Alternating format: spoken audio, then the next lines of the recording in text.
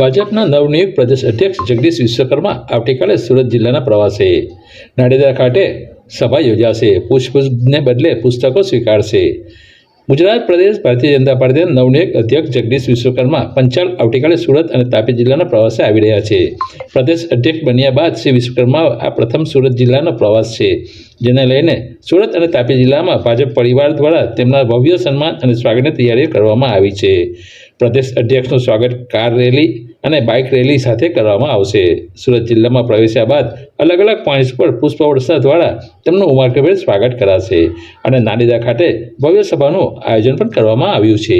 મુલાકાત સુરત અને તાપી જિલ્લા ભારતીય જનતા પાર્ટી દ્વારા એમનો સન્માન સમારોહનો કાર્યક્રમ બારડોલી તાલુકામાં નાંદીડા 4 રસ્તા ખાતે રવિવાર તારીખ 12/10/25ના રોજ રાખવામાં આવેલ છે. કાર્યક્રમનો સમય આમ 10 વાગ્યાનો સવારે છે. વિશ્વકર્માજી સુરત એરપોર્ટથી શરૂ કરી અને કડોદરા મુકામે 10 વાગે પહોંચવાના છે અને ત્યાંથી કાર રેલી મારફતે તેઓ કાવ્યા હોટલ બારાસડી ગામ પાસે ત્યાંથી બાઇક રેલી યુવા મોરચા દ્વારા ગોઠવવામાં આવી છે.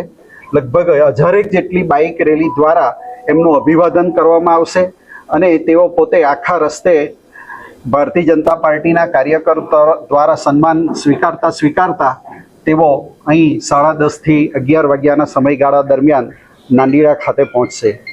આ કાર્યક્રમની અંદર સુરત જિલ્લાના તમામ મંત્રીશ્રીઓ, ધારાસભ્યશ્રીઓ, સાંસદ સભ્યશ્રીઓ તેમજ સંગઠનના બધા જ હોદ્દેદારો હાજર રહેવાના છે.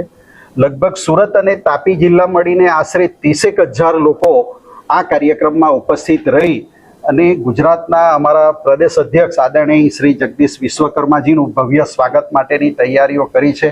એમાં આદિવાસી સંસ્કૃતિના નૃત્યો હશે, અલગ અલગ સમાજો, લગભગ 25થી ઉપરાંત જેટલા સમાજો દ્વારા પણ સામેથી કહેવામાં આવ્યું છે કે અમારે સન્માન કરવું છે. એવા સમાજોનો પણ અમે સંપર્ક કર્યો છે અને એ સમાજો પણ સમાજ શ્રેષ્ઠીઓ આવતીકાલે આ કાર્યક્રમની અંદર ઉપસ્થિત રહેવાના છે.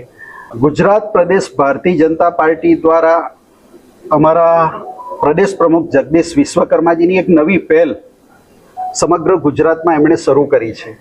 ખાસ કરીને કાર્યક્રમની શરૂઆત પહેલાં મંચ ઉપર સાધુ સંતોને પણ અમે સુરત જિલ્લા અને તાપી જિલ્લામાંથી આમંત્રિત કર્યા છે અને તેઓનું સન્માન કર્યા બાદ ત્યાર પછી પોતે પણ જે સન્માન સ્વીકારવાના છે, કાર્યકરો દ્વારા જે સન્માન કરવામાં આવનાર છે તે નોટબુક અથવા તો પુસ્તકો દ્વારા કરવાની એમની ખાસ અમારે એમની રિક્વેસ્ટ હતી, એમની નેમ છે.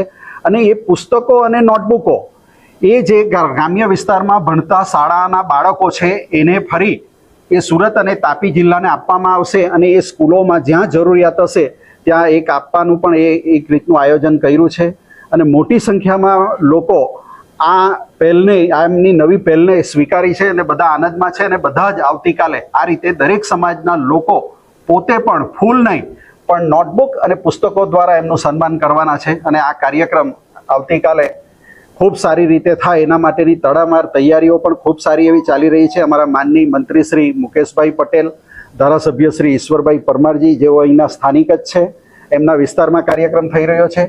સંદીપભાઈ દેસાઈ 84ના ધારાસભ્ય છે, પણ સમગ્ર ગુજરાતની જે જવાબદારીઓ સોંપવામાં આવી છે એ પૈકીના સંદીપભાઈ દેસાઈ પણ અહીંના સ્થાનિક જ છે.